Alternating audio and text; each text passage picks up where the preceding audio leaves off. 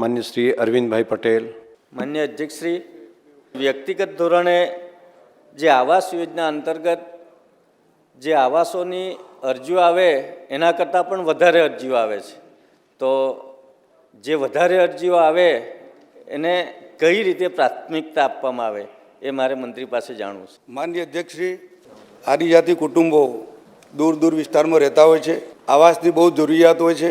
કાચું મકાન હોય, જર્જરિત મકાન હોય, વસવાટની મુશ્કેલી પડતી હોય, ત્યારે સરકાર દ્વારા આ ગરીબ પરિવારને, ગરીબ વ્યક્તિને આ આવાસ યોજનાનો લાભ આપવામાં આવે છે. અને જેવી પરિસ્થિતિ પ્રમાણે, ભૌગોલિક પરિસ્થિતિને ધ્યાને રાખી આ વ્યક્તિગત ધોરણે મકાનનો લાભ આપવામાં આવે છે. માન્ય અધ્યક્ષશ્રી, સભ્યશ્રીએ પૂછ્યું છે કે પ્રાથમિકતા.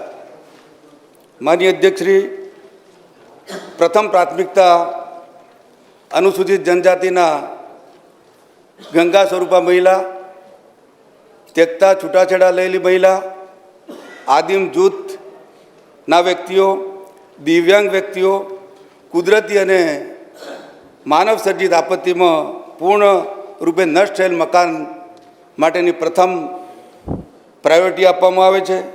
બીજી પ્રાયોરિટી, માનનીય અધ્યક્ષશ્રી, ઘર વિહોણા અથવા ઝૂંપડામાં રહેતા તમામ વ્યક્તિઓને માટીનું કાચું મકાન હોય અને તદ્દન કાચું ઘર હોય એના માટે આ બીજી પ્રાયોરિટી છે.